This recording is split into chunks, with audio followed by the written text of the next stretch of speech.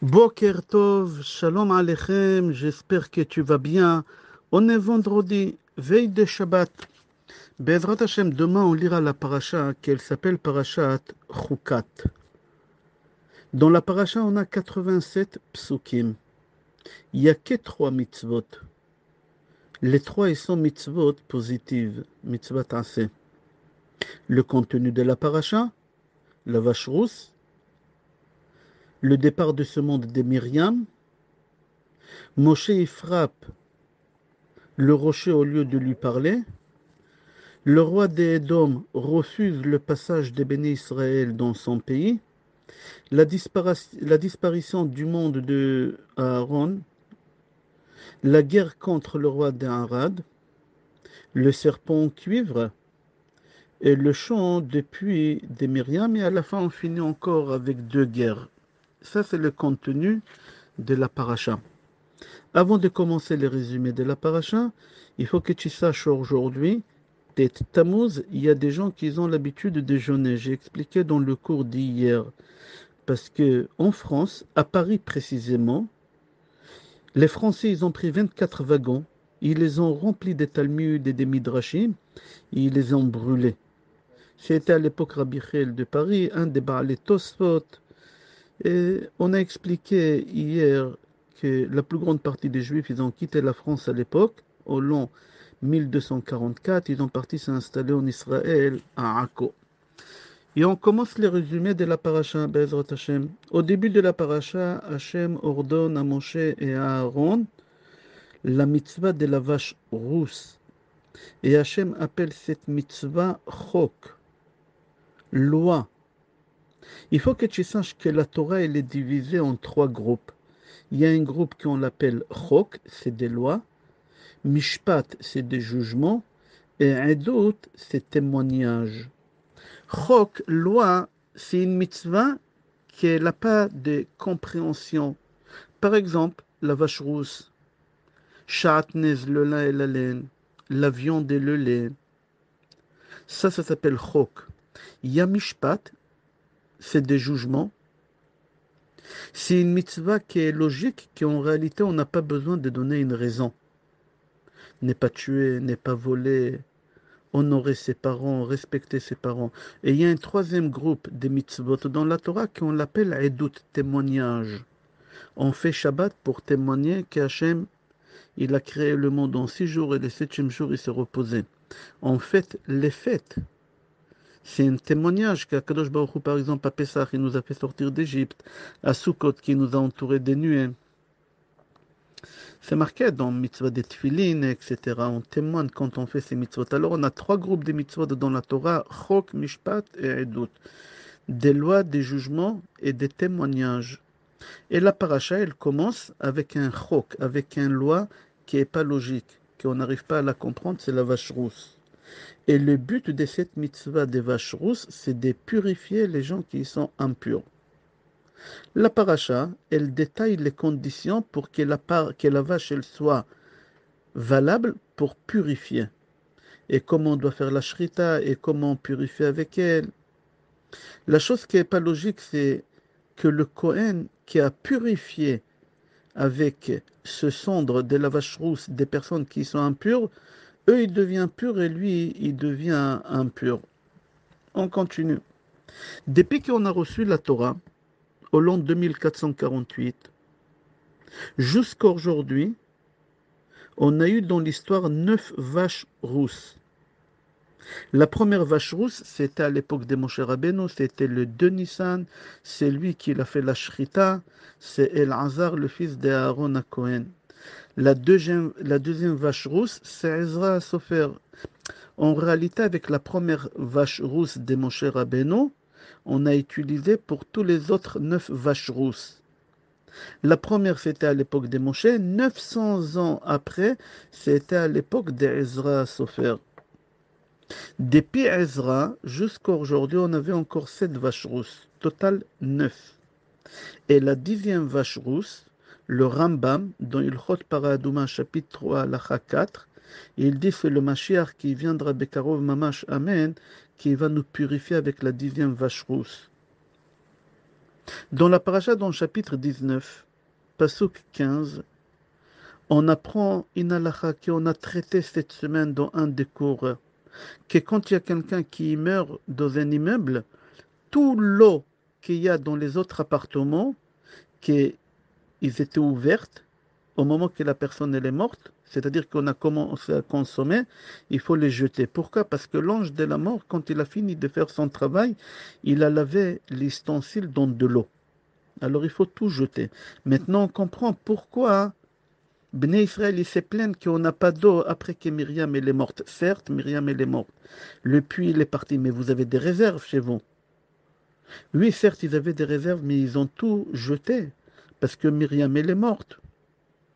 Eux, ils ne savaient pas que Myriam elle est morte mitat neshika, qu'en réalité ça rend pas l'eau impure. Ils ne savaient pas ça.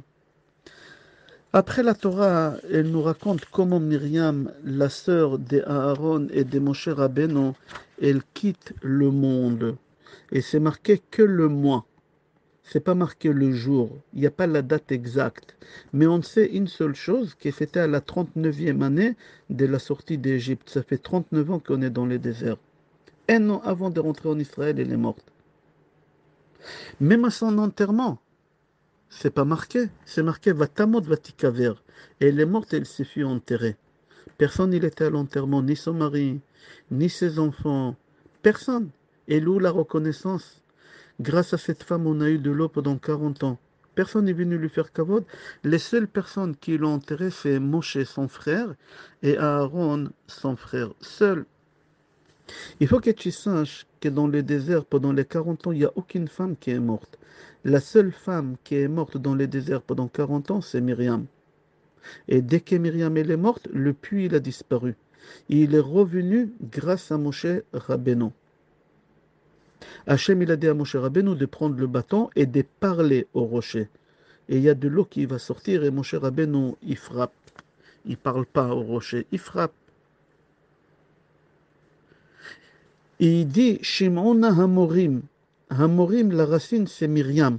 Il voulait leur dire c'est jusqu'à aujourd'hui grâce à Myriam on a eu l'eau. Et si maintenant il n'y a pas d'eau parce que vous n'avez pas fait kavod à Myriam pour venir à son enterrement. Myriam, il a vécu 127 ans, exactement comme Sarah Imeno, exactement comme Esther, qui est la régné sur 127 pays, et on a développé ça dans le cours de la semaine d'après le Sod. Quel lien entre Myriam, Esther et Sarah? Remarque quelque chose, que c'est Moshe Rabbeinu qui frappe sur le rocher. Et Hachem y punit, et Moshe et Aaron. Aaron, il n'a rien fait, c'est Moshe qui l'a frappé. Et Akadosh Baruch Hu, il punit Moshe et Aaron qui ne vont pas rentrer à la Terre Sainte. Ils ne vont pas rentrer en Eretz Israël.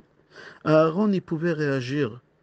Mais Aaron, il a dit, si Hachem, il a décidé comme ça, c'est la meilleure chose qui peut m'arriver. Aaron, il a commencé Hachem et a chanté Hachem. Mashe Hachem rotse, ani merutse. Qu'est-ce que Hachem il veut, je suis satisfait. C'est la meilleure chose pour moi. C'est-à-dire qu'à cause de Myriam, indirectement, si on peut dire, les deux frères ne rentrent pas en Eretz Israël. Plus loin dans la paracha, dans le chapitre Rav Pasuk Rav Bet, c'est rapporté qu'Ebné Israël arrive à un endroit qui s'appelle Hor Ahar. Et là-bas, Kadosh Baruch Hu dit à Moshe Rabbeinu qui prévient à Aaron qu'aujourd'hui il doit quitter le monde et qu'il ne rentrera pas en Eretz Israël à cause des Mémériva. Aaron, il accepte ce qu'Hachem a dit, il ne bouge pas, il ne réagit pas.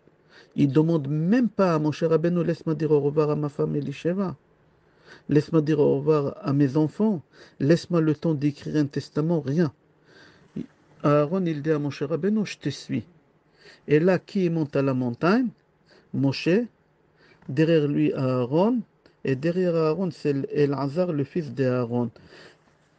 Il monte à la montagne, et là-bas, Moshe Rabbeinu, il déshabille son frère Aaron, il enlève les habits de Kohen Gadol, il les habille à Elazar, son fils, et Aaron, il quitte le monde. Même chez Aaron, il n'y a pas d'enterrement. Personne n'est venu. Comme chez Myriam. Il y a deux personnes ici aussi, il y a deux personnes. Il y a Moshe et Elazar. Au moment que Moshe est fini de l'enterrement d'Aaron, son frère, Moshe, il descend avec Elazar, sans Aaron. Et Bnei Israël demande à Moshe Rabbeinu, mais il est où Aaron? On l'a vu, il est monté en bonne santé. On l'a vu ce matin sur Rosh Chodesh. Il a eu le temps de faire les sacrifices de Rosh Chodesh de tous les matins. Il leur a dit il est mort. Ils n'ont pas voulu croire à Moshe.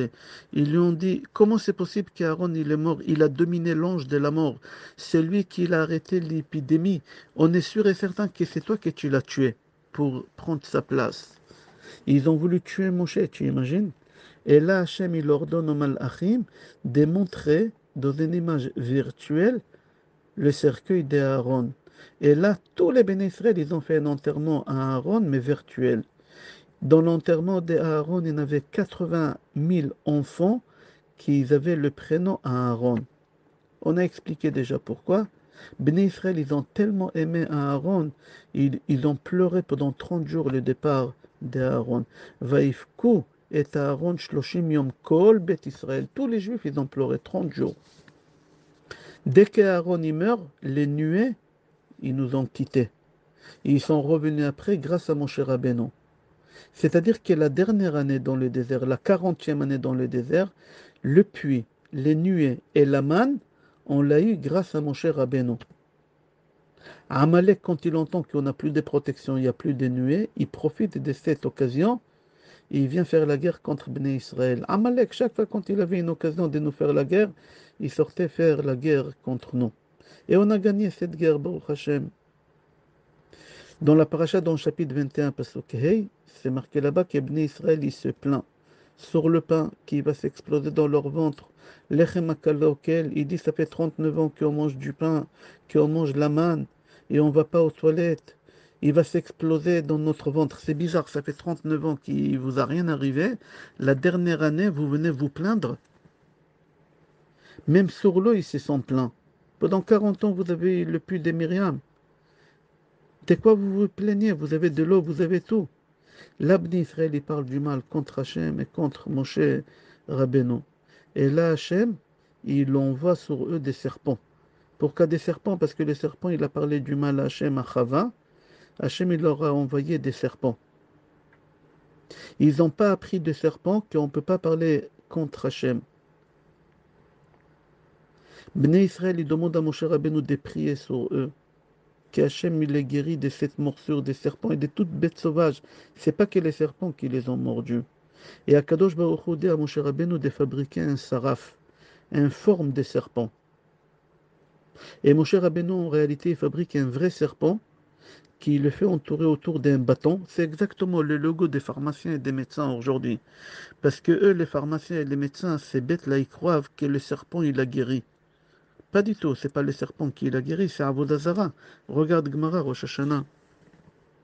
À la fin de la paracha, dans le chapitre 21, pasuk 17, il y a là-bas la Shira, le chant que Bnei Israël ils ont chanté. Chafetz Chaim, il pose une très très belle question. Il dit à Chafetz Chaim, je ne comprends pas. Combien de personnes ils ont sorti d'Égypte? On était à peu près 5 millions, avec le Erev Rav, etc. 5 millions. On avait à peu près 50 millions de têtes, des bêtes. On avait des bêtes, 50 millions de bêtes. D'après le calcul qu'Chafetz Chaim y fait, chacun il a pu boire un verre d'eau une fois tous les 100 ans. Tiens un puits, il y a 5 millions qui font la queue, il y a 50 millions des animaux qui font la queue pour boire, ça te fait une fois tous les 7 ans. Comment c'est possible? Et, pardon, pas tous les 7 ans, tous les 100 ans. Chafetz Chaim il dit comment c'est possible? Il dit non, chaque fois quand le puits est stationné quelque part, les chefs des tribus ils venaient avec leurs bâtons, ils tiraient un trait jusqu'à l'endroit où la tribu elle stationnait, et il y a, ça s'appelle le champ Shirat Hamaim. C'est un fleuve qui est sorti jusqu'à où il y a sa tribu. C'est-à-dire qu'il y avait 12 fleuves énormes qui sortaient chaque fois pour chaque tribu. Et quand une femme elle voulait rendre visite à une autre copine à elle d'une autre tribu, elle prenait une barque pour traverser, tellement il y avait de l'eau. Après l'Aftara, on voit Iftach Giladi, c'était le 8e juge qui était à l'époque des juges, et lui il sort en guerre contre Ben Amon, et il dit à Hachem, si je gagne la guerre, c'est lui qui sort vers moi, je vais le sacrifier pour toi, et en fin de compte, c'était sa fille qui est sortie Ok, le Rama Mipano dit qu'Iftach il est revenu dans le Gulgul, dans le corps de Rabbi Hanania ben Taradion. La semaine dernière, c'était la Iloula. Et la fille d'Iftach, c'était la réparation de la femme de Cham, le fils de Noach. On a parlé de ça il y a 2 ans. J'aimerais parler les dernières 5 minutes. Midrash, le départ de Aaron de ce monde. Hachem dit à Moshe Rabbeinu, Moshe, rends-moi service. Va dire à Aaron que c'est arrivé l'heure qu'il doit mourir. J'ose pas lui dire. Rav Huna, au nom de Rav Tanchum Barchi, a dit, Moshe il s'est levé tôt le matin. Il est parti chez Aaron, son frère. C'était Rosh Chodesh, il était en train de faire des sacrifices au Mishkan. Et Moshe il est parti le voir dans le Mishkan. Et là, Aaron, il voit son frère. Jamais il est venu le matin. Il lui dit, mais qu'est-ce qui t'arrive? Moshe lui dit, cette nuit, j'avais une question dans Sefer Bereshit, mais je ne me souviens pas de la question que je voulais développer avec toi. Il lui dit, ben, ramène Sefer Bereshit, on va chercher ensemble. Et là, Moshe ramène Sefer Bereshit. Ils ont commencé à étudier depuis la création du monde, chaque jour, jusqu'à qu'ils ont arrivé à la création des Adam et Chava. Et la faute des Adam et Chava et la mort, elle vient au monde à cause des Adam et Chava. Et là, Moshe Rabbeinu il dit à Aaron, qu'est-ce que tu penses qu'Adam et Chava, ils ont fauté et nous, on doit mourir? Aaron, il lui a dit, si Hachem, il a décidé, c'est la meilleure chose qui est pour nous. Et Moshe Rabbeinu, doucement, doucement, il attire vers cette chose à lui annoncer la nouvelle qu'il va mourir aujourd'hui. Et là, Aaron, il a commencé à sentir une faiblesse, une maladie qui s'appelle mononucléose. Et Aaron, il a compris, il a dit, Bishvili Adavar, tu es venu m'annoncer que c'est ma mort? Il a dit oui. Aaron, il a dit, Tzadik alay dayan, Neeman ou alay. J'accepte. J'accepte. Qu'est-ce qu'Hachem dit? J'accepte. Aaron, il ne demande pas de lui donner le temps d'aller dire au revoir à sa femme, à ses enfants, d'écrire un testament. Moshe, il marche en premier derrière lui, Aaron, et derrière Aaron, El-Hazar. Et là, il monte là-bas, et il trouve une grotte. Et à l'intérieur de cette grotte, il y a avec un lit avec une bougie déjà allumée. Et là, Moshe Rabbeinu ordonne à Aaron de rentrer, de s'allonger et de fermer la bouche et tout ce qu'il faut faire. Et Aaron, il fait tout. Et là, Aaron, il ferme les yeux et Moshe Rabbeinu, il commence à déshabiller Aaron depuis le bas vers en haut. Et chaque membre de corps qui il lui enlève les habits, il y a une nuée qui venait le couvrir jusqu'à qu'il lui ait enlevé le mitznefet, c'est le chapeau. Et là, une nuée, il le couvert tout entier. Et là, Moshe Rabbeinu, il habille El-Hazar. Et Moshe, il embrasse Aaron dans la joue droite. Et El-Hazar, il embrasse son père sur la boue et sur la joue gauche. Et Hachem, il l'a embrassé dans la bouche et il lui a retiré la neshama. Et là, Moshe demande à son frère Aaron, qu'est-ce que tu vois? Comment un tzaddik qui meurt? Qu'est-ce que tu vois? Qu'est-ce qui se passe? Aaron, il lui a dit, mon frère, j'ai pas le droit de te dévoiler. Mais une seule chose, je vais te dire. C'est dommage que je ne suis pas mort plus tôt. Comme ça, Aaron, il a quitté le monde. Et tout de suite, Moshe Rabbeinu, il a commencé à pleurer. Et il a dit, quand Myriam, elle est morte, moi et Aaron, on l'a enterré. Quand mon frère, maintenant, Aaron, il est mort, moi et son fils, on l'a enterré. Moi, qui va m'enterrer? J'ai ni père, ni mère, ni frère, ni sœur. Et là, Kadosh Baruch Hu, il lui dit, ne t'inquiète pas. Moi, je serai là et je m'occupe de ton enterrement. Comme c'est marqué, Vaïgvor Oto Bagay. Be'ezrat Hashem, que le mérite d'Aaron à Cohen, elle soit là pour nous, Be'ezrat Hashem, et qu'on puisse le voir très vite au Beth Amikdash, à refaire les sacrifices Bekarov Mamash. Je te souhaite Shabbat Shalom, Bracha ve'atzlacha, Besorot Tovot, Yeshua ve'nechamot, et Kol Tov.